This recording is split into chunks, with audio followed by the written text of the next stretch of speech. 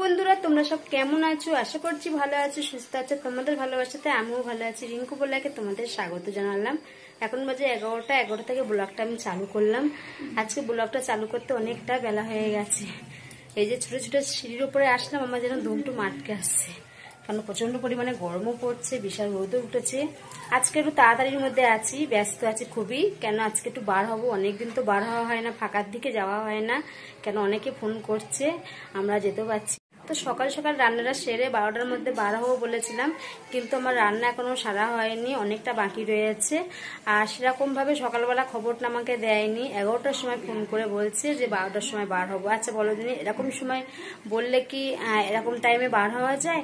আর সব থেকে বড় কথা, সকাল থেকে অনেকবার ফোন এসেছিল, ফোনটা আমি রিসিভ করতে পারিনি। রিসিভ করেছি কি কারণের জন্য, ফোনটা কি ডিস্টার্বের জন্য তাদের সঙ্গে কথা হয় করে আমাকে জানাচ্ছে যে 12টার সময় বার হব।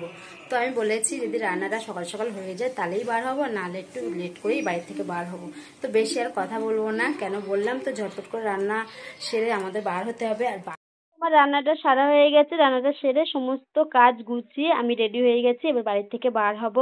আর টাইমটা ওই 1টা হবে হয়তো। তো দুপুরের খাবারটা আমি এখনো কাউকে খেতে দেইনি। দুপুরের খাবারটা সবাইকে দে, তুমি দুপুরের খাবারটা খেয়ে নিও কোন। আর আমার জানো তো দুপুরের খাবারটা খাওয়া হয়নি, কেন এতটাই টাইমটা শর্ট, তোমাদের তো সবটাই বললাম। তো এদিক দিয়ে দিদিভাই ফোন করে যাচ্ছে, এদিক দিয়ে ননদ ফোন করে যাচ্ছে, ওই জন্য ভাবলাম যে আর খেয়ে দরকার নেই, তাড়াতাড়ি বাড়ি থেকে বার হয়ে যায়। আর টানা রোদ বাইরে, আর প্রচন্ড পরিমাণে গরমও পড়েছে, কি করে যাব সেটাই চিন্তা করছি।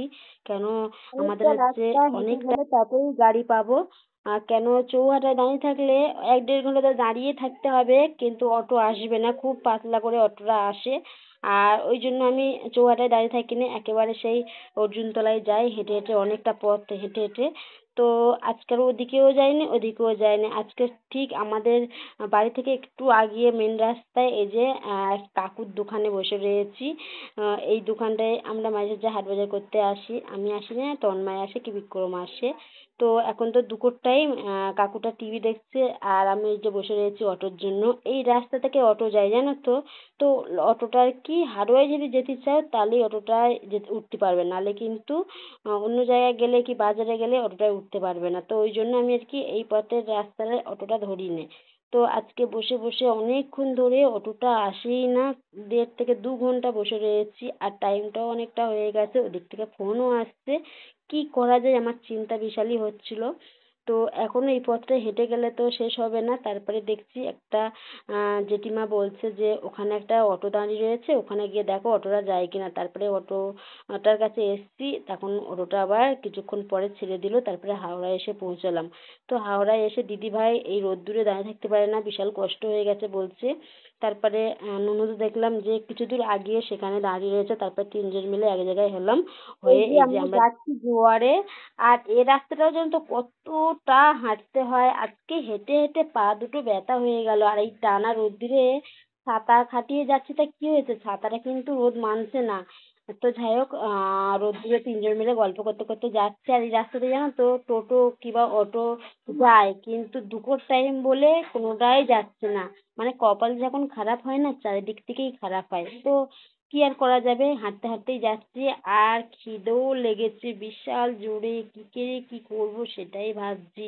তারপরে চলে আসলাম সেই দিদিভাইদের বাড়িতে, এসে ঘরে একটু বসলাম। আর এদের বাড়িতে আজকে মিস্ত্রি কাজ করছে, তো বাইরে একটুও বসার মতো লাইন নেই। তো ঘরেতে আমরা এসে একটু বসেছি, কিছুক্ষণ একটু রেস্ট নিচ্ছি, একটু জল খেয়ে নিলাম। আর এই রোদ্দুরে এত কষ্ট হচ্ছে, মনে হচ্ছে যেন চুপটি করে এক জায়গায় বসে থাকি।